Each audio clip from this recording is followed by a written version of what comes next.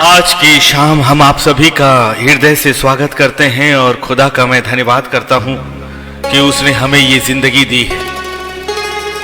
आप सभी जो मेरे साथ लाइव पर आ रहे हैं, मैं आप सभी का हृदय से धन्यवाद करता हूं। जो मेरे प्रोफाइल पर हैं, जो मेरे पेज पर हैं और जो यूट्यूब पे अपलोड के माध्यम से हमें निकट भविष्य में देखेंगे और जो हमें आने वाले समयों पर इस वचन को सुनने जा रहे हैं। प्रभु आप सभी को बहुतायत की आशीष दे।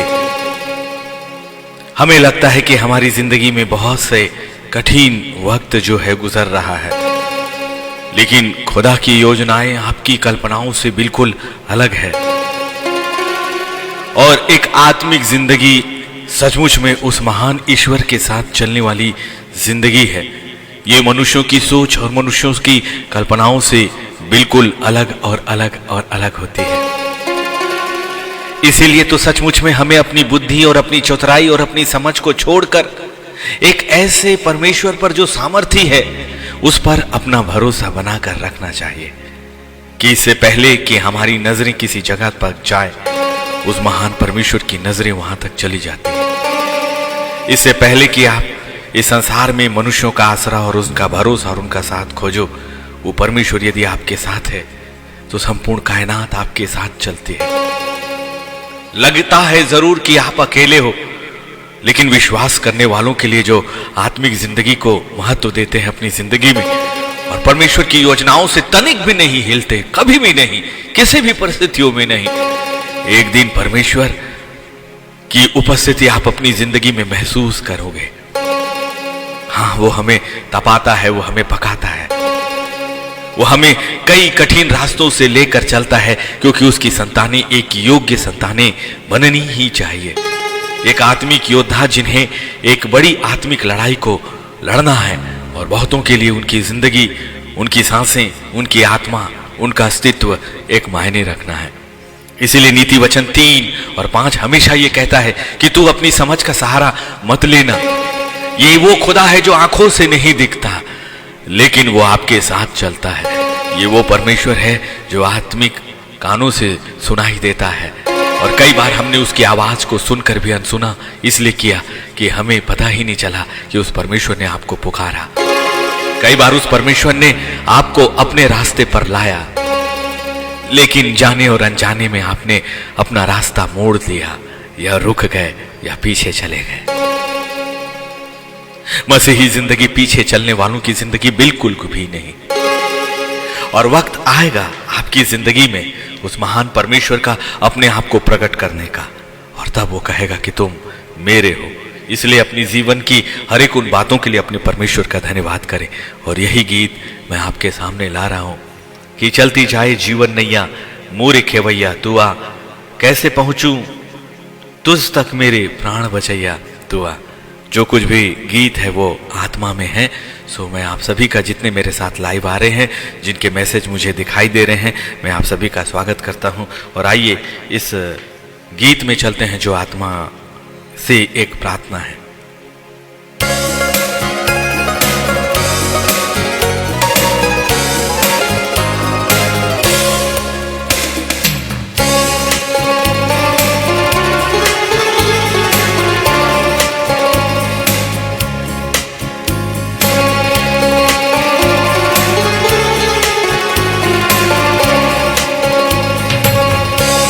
चलती जाए जीवन नैया मोरे खेवैया तू आ,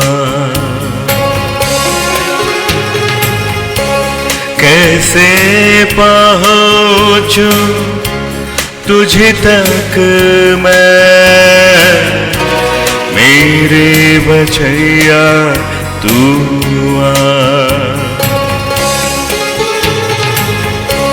चलती जाए जीवन नैया मोरे खेवैया तू आ, कैसे पहुँचूं तुझे तक मैं, प्राण बचैया तू आ, प्राण बचैया तू आ।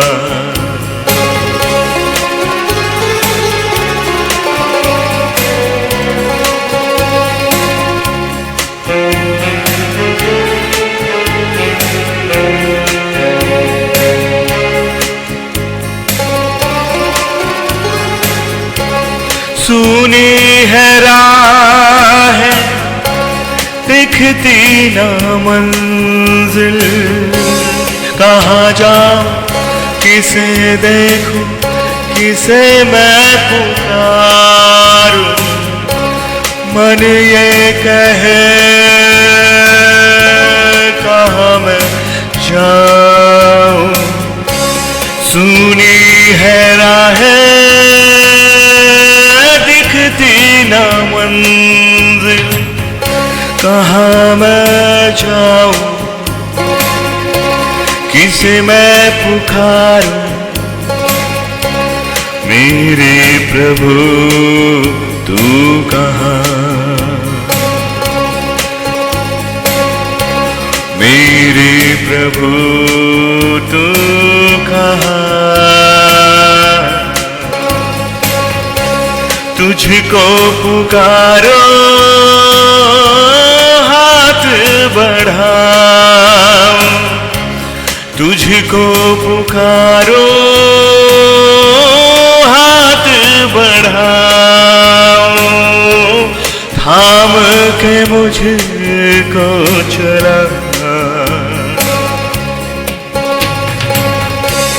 चलती जाए जीवन नैया, मोरे खेवैया तू आ, मोरे खेवैया तू आ।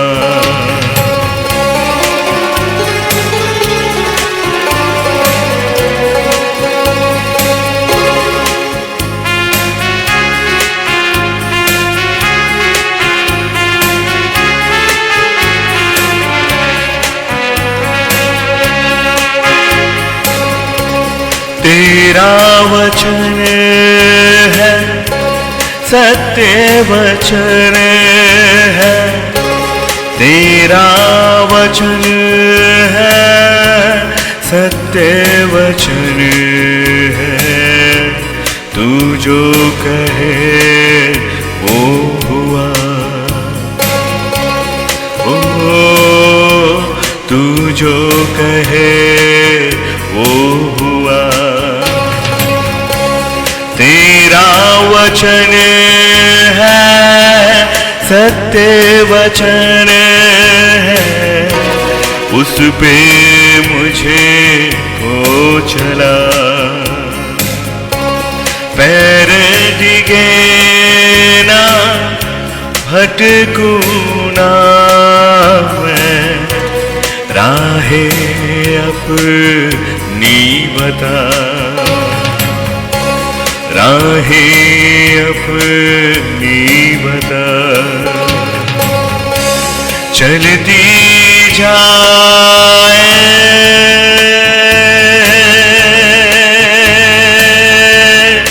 जीवन जीवन जीवन नैया, जीवन नैया आ जाओ राम खेवैया,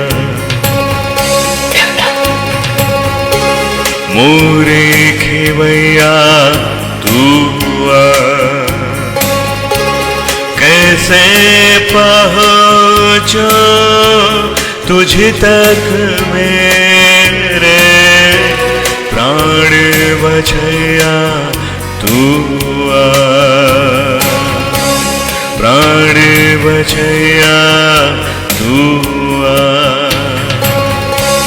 प्राण बचैया तू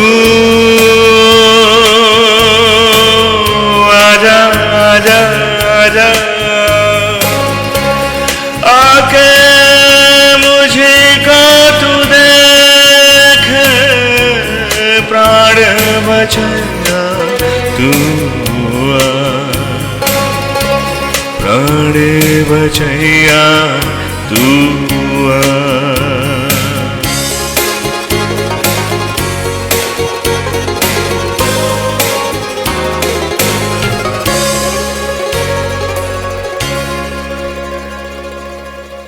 इन क्राइस्ट, प्रभु में जीना क्या है, उसके साथ रहना क्या है? क्या प्रभु में जीना एक स्वार्थ की जिंदगी है?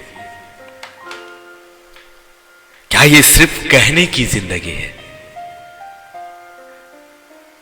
मसीह में,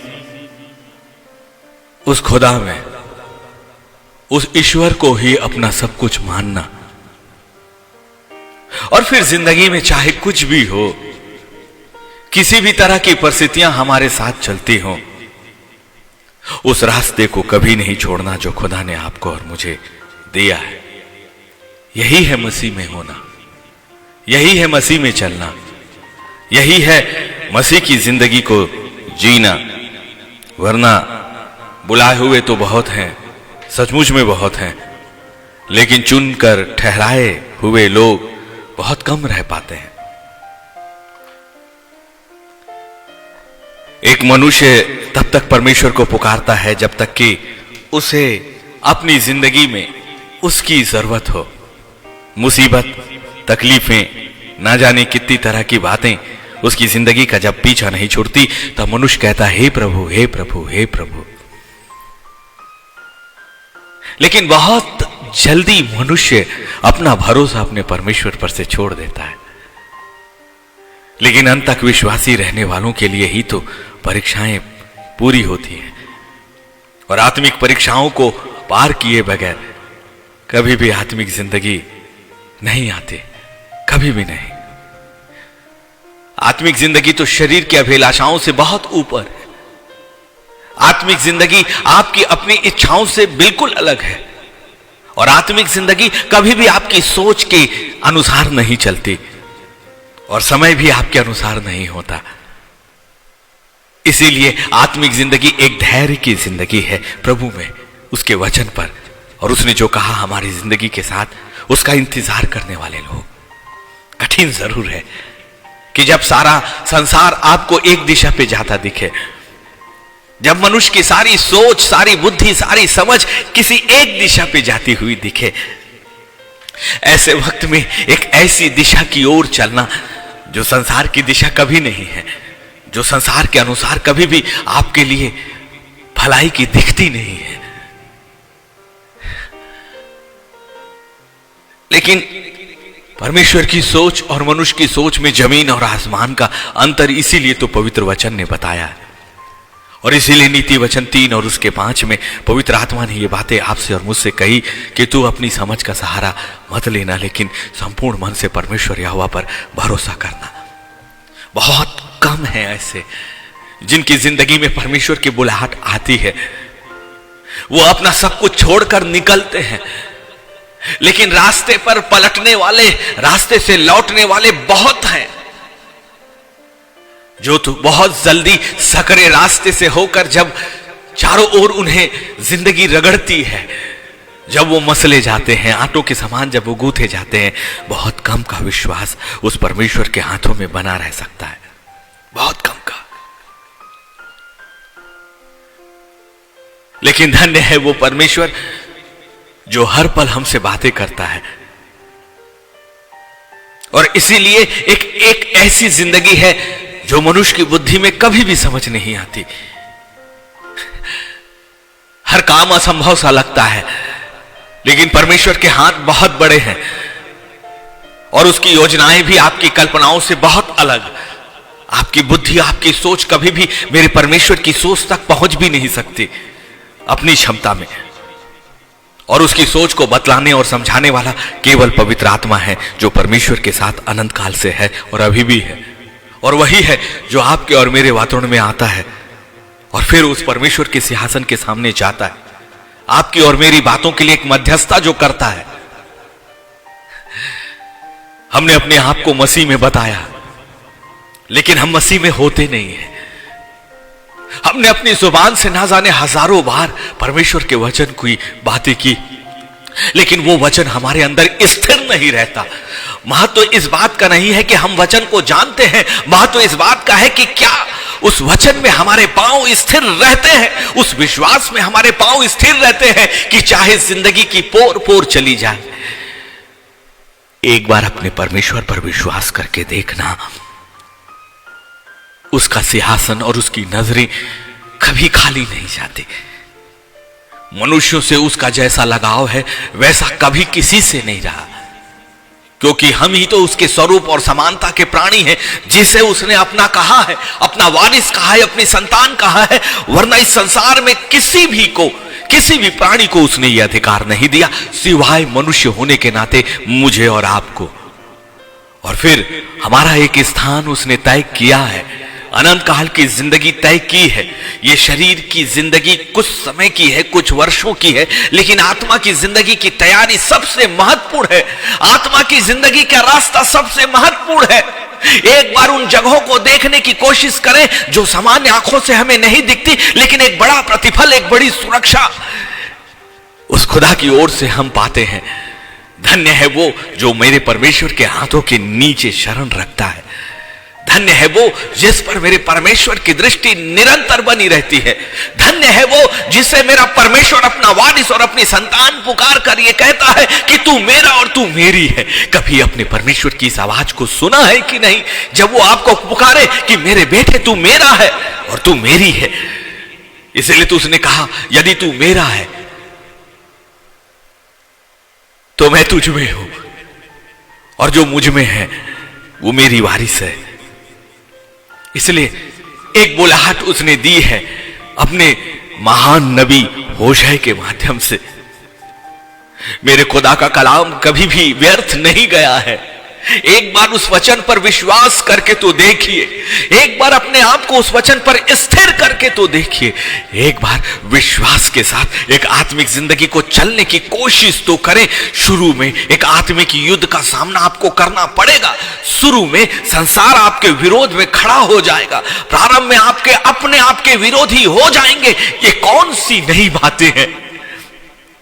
जब खुदा का बेटा जो खुद इमानुएल था, उसके अपनों ने उसे नहीं पहचाना, उसके अपनों ने उसका साथ नहीं दिया। यहां तक कि वो चेले जो 3.5 वर्षों तक उसके साथ फिरते रहे, एक सामर्थ्य को देखते रहे, उन्होंने भी उसका साथ छोड़ दिया था। तो फिर मैं और आप कौन है। लेकिन अब हमारे साथ पिता, पुत्र और पवित्र आत्मा का अनुग्रह तीनों है। सो उसने एक बुलाहट आपको दी है अपने वचन से, अपनी बुलाहट से। और मेरे परमेश्वर का वचन हमेशा वर्तमान है। और इसलिए होशे नबी की माध्यम से जब उसने उसके 6वें अध्याय और उसके पहले और दूसरे कलाम में एक बुलाहट आपको दिया है। होशे नबी की किताब उसके 6वें अध्याय में उसके पहले ही कलाम में उसने कहा, चलो चलो हम यहोवा की ओर फिरे। इसका मतलब अब वक्त आ गया है कि परमेश्वर कहता है कि आओ तुम मेरी ओर फिर जाओ। हमने अपनी अपनी बुद्धि, अपनी अपनी समझ का सहारा लिया, लेकिन मेरे खुदा के साथ इतने वर्षों चलते चलते एक ही बात उसने मुझे अप्रबलता के साथ सिखा दी है। वो जो कहे वही हमारा रास्ता हो, उसकी सोच ही हमारी सोच हो जाए, और अंत तक विश्वासी बने रहना कि आपका परमेश्वर और उसकी आंखें अंधी नहीं है और उसके कान भी बंद नहीं है। वो सुनता है हमें, वो देखता है हमें, वो हमारी बातों को महसूस करता है, हमारी पीड़ा को, हमारे आंसुओं को, हमारी याचना को। और पता, आपकी उस चिल्लाहट को भी जो जुबान से बाहर नहीं निकलती, जो आत्मा का रोना है, वो परमेश्वर उसे सुनता है। और दुखी भी वैसे ही होता है कि उसकी संतान ने उसे चिल्लाया है, और आपकी चिल्लाहट कभी व्यर्थ उसने कभी नहीं होने दी है। यकीन मानिए, यकीन मानिए, कभी आपने सच्चे हृदय से अपने परमेश्वर पर विश्वास रख के उसे हे अब्बा, हे पिता कहकर उसे चिल्लाया है कि नहीं, और अपने आप को उसकी ओर फेरा है कि नहीं। हमने अपना रास्ता लिया, अपनी समझ का, अपनी बुद्धि का, अपनी सोच का खुदा ने ना जाने कितनी बार हमें बुलाया, कितनी बार हमें हमारी जिंदगी से बाहर खींचा, कितनी बार उसने हमें शुद्ध और पवित्र किया, कितने बार उसने अपने वचन को हमें दिया, कितने बार अपने प्रेरितों को उसने हमारे बीच में भेजा, कितने बार उसने अपने नबियों के माध्यम से हमारे ऊपर आशीष का हाथ रखा, कितनी बार उसने अपने भविष्यद्वक्ताओं के माध्यम से हमारी जिंदगी की भविष्यवाणियां करी, कितनी बार उसके प्रकाशन ने हमें अंदर तक खींचा। लेकिन थोड़े ही वक्त में बहुतेरे ऐसे हैं जो फिर जाते हैं, अपने मन और अपनी समझ का सहारा लेते हैं, मनुष्य की दृष्टि में अनुसार देखते हैं, मनुष्य के कानों के अनुसार सुनते हैं और अपनी बुद्धि और अपनी समझ और संसार की जरूरतों के हिसाब से, परिस्थितियों के हिसाब से बहुत जल्दी अपने आप को वापस फेर लेते हैं। लेकिन जो मसीह में है वो कौन है? वो ये कहता है चलो हम यहोवा की ओर फिरे। यदि अभी भी हमने अपने आप को अपने परमेश्वर यहोवा की ओर से नहीं फेरा है, अपने मन को, अपने शरीर को, अपनी सोच को, अपने विचारों को, तो एक बुलाहट है कि चलो हम यहोवा की ओर फिरें। क्योंकि यदि आपकी जिंदगी में कोई पीड़ा आई है, यदि आपकी जिंदगी में कोई अकेलापन आया है, यदि आपने अपनी जिंदगी में कुछ खोया है, तो वो कहता है क्योंकि उन्हीं ने फाड़ा और वही चंगा भी करेंगे। उसी ने फाड़ा और वही चंगा भी करेगा। उन्हीं ने मारा और वे ही हमारे घावों पर पट्टी भी बांध देंगे। आपकी जिंदगी यदि फट गई, आपकी जिंदगी में यदि सब कुछ छीन गया, आपकी जिंदगी में सब कुछ टुकड़े टुकड़े होकर बिखर गया, तो अब आओ अपने परमेश्वर के उस वचन को सुनो जिसमें वो कहता है कि आओ मेरी ओर फिरो, तुम जो बिखरे हुए थे, तुम जो अपने आप को फाड़ा हुआ समझते हो, तुम जो अपने आप को बीमार समझते हो, तुम्हारे हाथों और पैरों और तुम्हारे शरीर और तुम्हारे वातावरण में जो घावों से भरा हुआ है, अब आओ मेरी ओर फिरो, अब मेरी ओर फिरो। क्योंकि यदि तुम्हारी जिंदगी मर सी गई है तो अब उसमें जीवन आने का समय आ गया है। यदि अब तुम्हारी जिंदगी बिखर बिखर कर टूट गई है तो अब उसे समेटने का वक्त आ गया है। अब तुम्हारे वर्षों की प्रतिज्ञा का वक्त तुम्हारी जिंदगी में तुम्हारे खुदा की द्वारा अब आने जा रहा है। इसलिए अपने आप को समेटने का वक्त आ गया है। विश्वास करने वालों के लिए उसका वचन और उसका कलाम है जो कभी भी खाली नहीं जाता। इसलिए अब वो बुलाहट देता है, चलो अब हम यहोवा की ओर फिरे। आओ हमें परमेश्वर की ओर अभी फिरना ही होगा, हमने उसके वचन की ओर हमें फिरना ही होगा। हमारे विश्वास को अब इंतु किंतु और परंतु और अविश्वास की बातों से हटाकर परमेश्वर के छुटकारे पर हमें भरोसा करना होगा कि वो है और अपने पुकारने वालों की वो सुनता है, वो है और उसने हमारी जिंदगी को देखा है, वो है और उसने हमारी जिंदगी के अन्याय को देखा है, वो है और अब वो छुटकारे देने के लिए हमारे बीच में उतर आया है। उसी ने फाड़ा और वही चंगा करेगा। धन्य है वो परमेश्वर जो हमारी जिंदगी के फटी हुई परिस्थितियों को बिक्री। और अब वो खुदावन ये कहता है कि मैं तुम्हारा परमेश्वर यहोवा हूं। मैं धन्यवाद करता हूं कि उस खुदा ने हमें कभी भी नहीं छोड़ा है। सो अब ये बुलाहट है कि चलो हम यहोवा की ओर फिरे, क्योंकि उसी ने फाड़ा और वही हमें चंगा भी करेगा। उसी ने मारा और वो हमारे घावों पर पट्टी बांधेगा और फिर 2 दिन के बाद वो हमें जिलाएगा और तीसरे दिन वो हमको उठाकर खड़ा करेगा। तब हम उसके सम्मुख जीवित रहेंगे। ये एक भविष्यवाणी है यीशु मसीह के तीसरे दिन जिंदा होने की। वो 3 दिन तक अधोलोक में अर्थात कब्र में अर्थात मृत्यु की जगह पर रहा और उसने आपके और मेरे लिए मृत्यु को जीत लिया। उसने आपके और मेरे लिए मृत्यु को हमेशा की तरह उसने हराया और अब उसने हमारे लिए सब कुछ खुला कर दिया है। सचमुच में उस परमेश्वर के अनुग्रह के लिए मैं उसका धन्यवाद करता हूं हमेशा की तरह। और उसी ने सचमुच में हमें जिलाया है। उस परमेश्वर के मैं धन्यवाद करता हूं, उस प्रभु में। सो जैसा मसीह 3 दिन तक कब्र के अंदर रहा और जब वो निकला तो उसने एक जिंदगी आपके और मेरे लिए हासिल करी। और इसीलिए अब ये भविष्यवाणी आपके और मेरी जिंदगी के लिए पूरी हुई है कि चलो हम यहोवा की ओर फिरे, क्योंकि उसी ने हमें फाड़ा और वही हमें चंगा भी करेंगे। उसी ने हमें मारा और वे ही हमारे घावों में पट्टी बांधेंगे, और 2 दिन के बाद वो हमें जिलाएंगे और तीसरे दिन वो हमको उठाकर खड़ा करेंगे, तब हम उसके सम्मुख जीवित रहेंगे। ये अनंत काल की प्रतिज्ञा है उस महान परमेश्वर की वेदी के सामने, जो उसने आपसे और मुझसे वादा किया। उस परमेश्वर ने, हम धन्यवाद करेंगे कि उसका सिंहासन आपके और मेरे लिए है, और उसका वचन कभी भी खाली कभी भी नहीं गया। उसकी सामर्थ हमारे लिए कभी खाली नहीं गई। सो मसीह में जीने का मतलब है उसके वचन में अपने आप को बांधना और उसके वचन से अपने आप को सिद्ध कर लेना। एक मसीह में जिंदगी इसीलिए तो अलग है। ये अंतिम बुलावा है जो उसने अपनी प्रजा को दिया था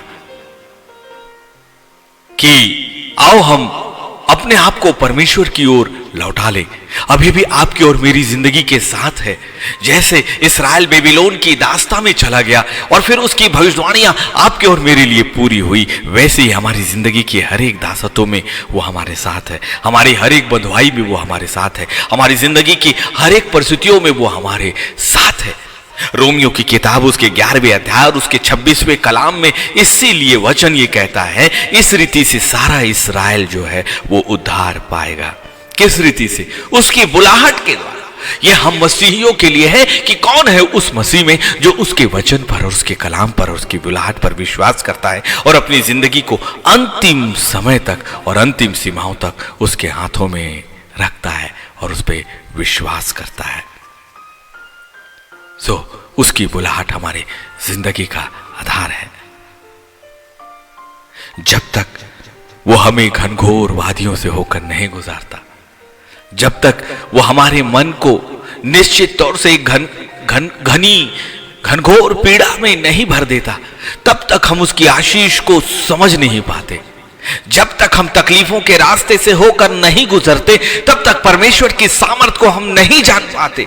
जब तक कि हमारी जिंदगी कई घाटियों से होकर नहीं गुजरती, तब तक परमेश्वर की सामर्थ को हम कभी भी हमारी जिंदगी में महसूस नहीं कर सकते। लेकिन यदि हम पड़े हुए हैं अपनी जिंदगी की परिस्थितियों में, तो ये याद रखें कि जैसे वो तीसरे दिन जिंदा हुआ, उसकी सामर्थ अभी भी हमारे लिए काम कर रही है। हमारी मरी हुई जिंदगी भी वो उठाकर खड़ा करता है निश्चित तौर से, और फिर वो सब कुछ आपके और मेरे लिए नया करने की सामर्थ और ताकत रखता है। इसीलिए उसका वचन आपकी ढाल है। उसका वचन एक विश्वास करने के लिए वालों के लिए वो नाव है जिस पर बैठकर लोग अपनी जिंदगी को आगे बढ़ाएंगे। निश्चित तौर से उसका वचन हमारा रास्ता है। उस पर विश्वास करने वालों के लिए वो है और है और है। इसीलिए क्या हमें उस परमेश्वर की ओर अभी नहीं फिरना चाहिए? क्या हमारा विश्वास क्या उस खुदा पर हमें बनाकर नहीं रखना चाहिए? क्या इसीलिए तो वचन कह रहा है कि कोई परमेश्वर का खोजने वाला नहीं है। क्या हम भी इसी वचन के साथ बांध दिए जाएंगे? क्या हम में से भी कोई उस परमेश्वर के वचन पर विश्वास करने वाला नहीं? तो उसने रोमियो की किताब उसके 3रे अध्याय और उसके 11वें कलाम में कहा कि कोई परमेश्वर का खोजने वाला नहीं है, कोई भी उस परमेश्वर का खोजने वाला नहीं है। तो क्या आज परमेश्वर जो हम पर विश्वास करता है और हम पर भरोसा करता है, क्या हम भी उसे अभी नहीं खोज रहे? खोजने वालों के लिए वो मिलेगा, निश्चित तौर से मिलेगा। इसलिए कि सारे संसार को एक दिन वो अपनी सामर्थ्य से निरुत्तर करेगा और फिर संसार के प्रश्नों का एक ही उत्तर आपकी जिंदगी में भी और आपके वातावरण में भी। इसीलिए यूहन्ना की किताब उसके 16वें अध्याय और उसके 8वें कलाम में यह लिखा है, पवित्र आत्मा संसार को पाप के विषय में निरुत्तर करेगा।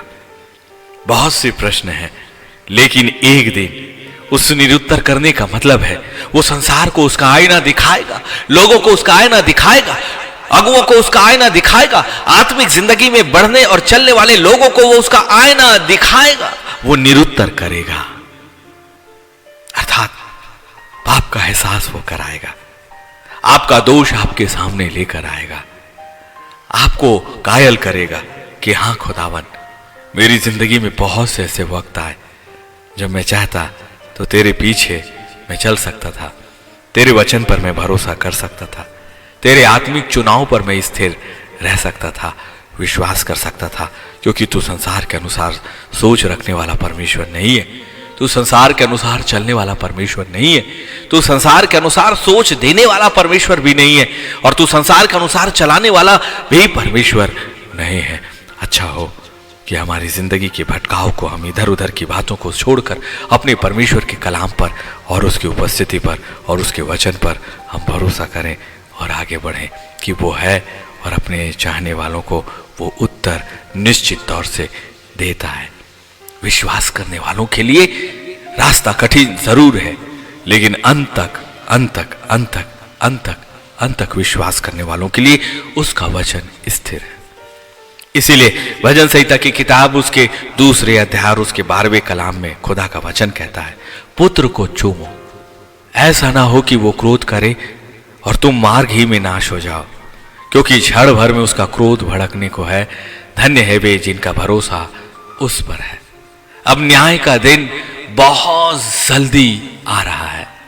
सो भजन संहिता 2 और 12 एक आगाही है उस परमेश्वर की ओर से कि उस पुत्र पर विश्वास करो, उस मसीह में अपनी जिंदगी को सौंप दो, उस मसीह के अनुसार अपनी जिंदगी को चलाओ और उस पर विश्वास करो कि अपने चाहने वालों के लिए वो परमेश्वर एक उद्धारकर्ता के रूप में, एक मध्यस्थ के रूप में अभी भी परमेश्वर की वेदी के सामने मध्यस्थ कर रहा है। ऐसा ना हो कि एक क्रोध का सामना आपको और मुझे करना पड़े।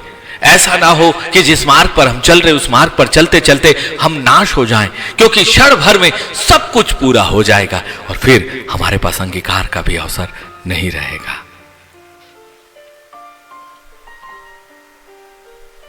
इसीलिए अभी हमारे पास अवसर है कि हम उस परमेश्वर का और उसके सिंहासन का अंगीकार करें, वचन पर अपने आप को स्थिर रखें और इस संसार की परिस्थितियां चाहे कितनी भी कठिन ना हो, अपना विश्वास अपने परमेश्वर पर कभी मत खोना और हमेशा कहना, मेरे लिए मेरा परमेश्वर है जो मेरे आगे चल रहा है, मेरे लिए मेरा परमेश्वर है जिसका वचन मेरा रास्ता है, मेरे लिए मेरा परमेश्वर है जिस पर मैं अंतिम समय तक भरोसा रखूंगा। बातें शुरू में बिल्कुल भी नहीं दिखती, बातें शुरुआत में बिल्कुल भी समझ नहीं आती, लेकिन सच में ऐसी बातें हैं जो परमेश्वर ने अपने चाहने वालों के लिए रख छोड़ा है।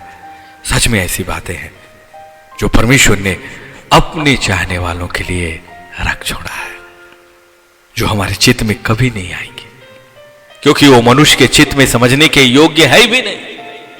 ऐसी बातें जो अनंत काल के साम्राज्य की है, एक दिन जब आपकी आत्मिक आंखें खुलेंगी, आप उन बातों को देखोगे जो आपकी जिंदगी के साथ होने वाला है।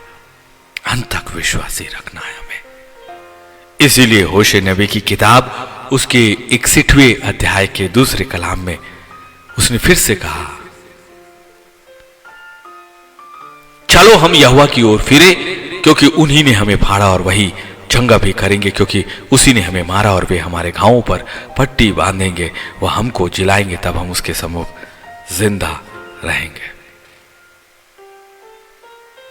परमेश्वर का वचन कभी भी खाली नहीं गया है और उसके विश्वास करने वालों के लिए वो जैसा है वैसा ही पूरा होता है। सो धन्य है वो परमेश्वर जिसने होशे के माध्यम से हमसे बातें किया है। अब फिरने का वक्त है। अब हमें यह नहीं देखना कि हमारी जिंदगी कितनी बिखरी थी, अब हमें यह नहीं देखना कि हमारे साथ क्या हुआ, क्योंकि एक ही झटके में, एक ही पल में परमेश्वर सब कुछ नया करने की क्षमता और ताकत रखता है उन लोगों के लिए जो अंत तक अपने परमेश्वर और उसकी सामर्थ पर विश्वास और भरोसा रखते हैं। असंभव बातें आपकी जिंदगी में संभव होकर आपका हिस्सा बन जाएंगी। इस संसार की हर एक बातें इसी संसार में सच में छूट जाएंगी। इसलिए खुदा का वचन हमेशा यह कहते आया है कि पहले उसके राज्य और धर्म की खोज करो तो सब वस्तुएं तुम्हें मिल जाएंगी। इसीलिए भजन संहिता 2 और 12, पुत्र को चूमो, ऐसा ना हो कि वो क्रोध करे और तुम मार्ग ही में नाश हो जाओ, क्योंकि क्षण भर में उसका क्रोध भड़कने को है। धन्य है वे जो उस पर भरोसा करते हैं। कौन है? शैतान आपकी कानों में धीरे से फुसफुसाएगा कि परमेश्वर ने तुझे छोड़ दिया है। वो कहेगा कि कैसा आगे बढ़ना, क्यों आगे बढ़ना, कोई तुम्हारी परवाह नहीं करता, कोई तुमसे प्रेम नहीं करता। शैतान की कभी मत सुनिए, कभी मत सुनिए। आपको घनी वादियों से गुजरकर एक जीवन का स्रोत मिलेगा। परमेश्वर का वचन कभी भी खाली नहीं है। वो आपकी जिंदगी में अपने आप को प्रकट करेगा, वो अपने आप को आपके सामने प्रकट करेगा। इसलिए होशे नबी की किताब में जब उसने उसके माध्यम से कह दिया कि चलो हम यहोवा की ओर फिरे, तो सच में विश्वास के साथ उसकी ओर फिर जाएं। बहुतेरे ऐसे हैं जो अपनी जिंदगी को संभाल नहीं पा रहे हैं। बहुतेरे ऐसी हैं जो अपनी जिंदगी के रास्तों को आगे बढ़ नहीं पा रहे। उन्हें समझ नहीं आ रहा कि मैं क्या करूं और इसका हल क्या है। सबसे ज्यादा परिस्थितियां जो मनुष्य के मस्तिष्क में आती हैं वो कि मैं क्या करूं, मैं क्या करूं, मेरे लिए क्या उचित और क्या अनुचित है। यदि मैं कभी सोचूं तो कोई बातें मुझे अच्छी लगती और कोई बातें फिर मेरे लिए नुकसान की लगती। कभी कोई मुझसे कहता कि ये तेरे लिए हानि की है और कभी कोई कहता ये तेरे लाभ की है। तो फिर मैं कहां जाऊं, किस पर भरोसा रखूं? अपने परमेश्वर की ओर ताके, उसके वचन और उसकी सुरक्षा पर अंत तक डिगे रहे। उसका रास्ता प्रारंभ में कभी भी नजर नहीं आता, कभी भी नहीं दिखता, लेकिन वो जो है सो है। उसने कभी भी आपको अकेला नहीं छोड़ा है और ना कभी छोड़ेगा। उसका रास्ता सकरा नजर आता है, दिखता नहीं कि परमेश्वर कौन से रास्तों पर लेकर चलेगा, लेकिन अंत में वो हमारी जिंदगी का सब कुछ हमें वापस देकर अपनी आशीषों से भरता है। वो हमें ठहराता है, हमारी जिंदगी को उपयोगी बनाता है, हमारी सांसों को वो उपयोगी बनाता है, हमारी कल्पनाओं को वो उपयोगी बनाता है, हमारी जिंदगी को एक योग्य पात्र वो बनाता है, ताकि हम परमेश्वर के लिए भी एक योग्य पात्र ठहरते हैं और उन लोगों के लिए भी जिनके लिए खुदा ने हमें मध्यस्थ बनाया है। आपकी जिंदगी सिर्फ अकेले चलने के लिए नहीं है, बहुतों के लिए परमेश्वर के सामने एक मध्यस्थ हो जाने की है। कि कभी आपके लिए कोई मध्यस्थ बनता है, आपके लिए कभी कोई विनती करता है, आपके लिए कोई कभी मध्यस्थता करता है, लेकिन एक दिन परमेश्वर आपको उन रास्तों से गुजार कर एक अगुवे के रूप में खुद तैयार करता है और फिर अपना चुनाव जो उस अगुवे से अलग होता है, जिसे कभी परमेश्वर ने आपके लिए एक मध्यस्थ बनाया। इसीलिए तो कभी दो व्यक्तियों की आत्मिक जिंदगी की तुलना एक साथ कभी नहीं होती। दो व्यक्तियों की आत्मिकता परमेश्वर के लेखे में अलग अलग है। परमेश्वर हर एक को चुनता है, हर एक को वो बुलाता भी है, लेकिन उनके लिए अलग अलग काम वो ठहराता है हमारी जिंदगी में। लेकिन हर बातें अंततः एक ही बातों पर जाकर ठहरती है कि हमारी जिंदगी का आनंद जो हमारा अधिकार है, हमारी जिंदगी की खुशियां जो हमारा अधिकार है, हमारी जिंदगी का एक अच्छा स्वास्थ्य जो हमारा अधिकार है, हमारे लिए अच्छे फलवंत बच्चे जो हमारा अधिकार है, हमारे लिए एक फलवंत आशीषित पारिवारिक और वैवाहिक जिंदगी जो हमारा अधिकार है, हमारे लिए एक अच्छा धन और संपत्ति का स्थान जो हमारा अधिकार है, क्योंकि हम वारिस हैं उसके, परमेश्वर के वारिस हैं। और कई बार धन और लालच और अपनी समझ और अपनी बुद्धि हमें फेर देती है, हमारी बुद्धि को अपने परमेश्वर पर विश्वास करके अंत तक विश्वासी बनकर उसके मार्ग पर चलने वाले लोग ही जीवन का मुकुट और इस संसार की आशीष भी जो उन्होंने खोई है वो फिर से पाते हैं। और इसीलिए अंत तक हमें विश्वास में और विश्वासी होकर हमें बने रहना है। और इसीलिए तो खुदा के कलाम ने कहा कि तू अपनी समझ का सहारा मत लेना, लेकिन संपूर्ण मन से अपने परमेश्वर यहोवा पर भरोसा करना। आप में से कितने ऐसे होंगे जिन्हें अपनी जिंदगी का रास्ता समझ ही नहीं आ रहा। आप में से बहुतेरे ऐसे होंगे जो वर्षों से बीमारियों और मुसीबतों से घिरे होंगे। आप में से बहुतेरे ऐसे होंगे जो दुख और तकलीफों में जिनकी जिंदगी में अंत नहीं हो रहा होगा।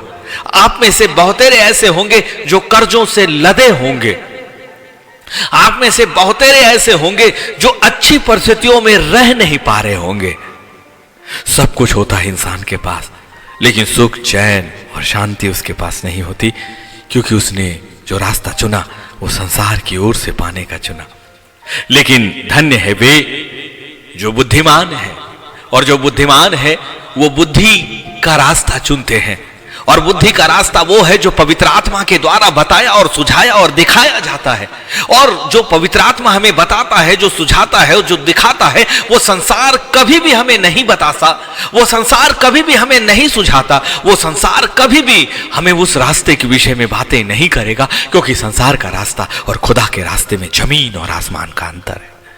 वो प्रारंभ में बिल्कुल भी नजर नहीं आएगा। परमेश्वर की योजनाएं शून्य से होकर प्रारंभ होती है, और शून्य अपने आप को करने वालों की जिंदगी में वो अपने आप को प्रारंभ करता है, क्योंकि परमेश्वर अपनी महिमा कभी भी किसी के साथ शेयर नहीं कर सकता। इसीलिए वो व्यक्ति जो दो नावों में पैर रखता है, दो स्वामियों के साथ चलता है, संसार की इच्छा के साथ भी और परमेश्वर की इच्छाओं में भी अपने आप को रखने की कोशिश करता है, संसार की समझ को भी रखता है और परमेश्वर की समझ को भी स्थान देने की बात करता है।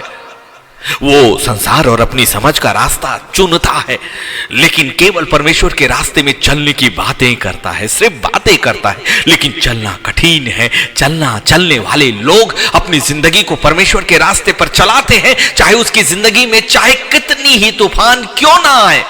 यही तो है, इन तकलीफों को पार किए बगैर, उन पीड़ाओं से होकर गुजरने के बगैर कभी भी आत्मिक जिंदगी और परमेश्वर का रास्ता हमारी जिंदगी में कभी भी समझ नहीं आएगा। इसीलिए तो जो मसीह में है उन्हें प्रारंभ में कुछ भी नहीं दिखाई देता, लेकिन मसीह में जो होता है वो अंत में परमेश्वर की आशीष और मसीह में होने का हर एक प्रतिफल अपनी जिंदगी में इसी संसारिक जिंदगी से प्राप्त करके आत्मिक जिंदगी तक वो पाता ही चला जाएगा।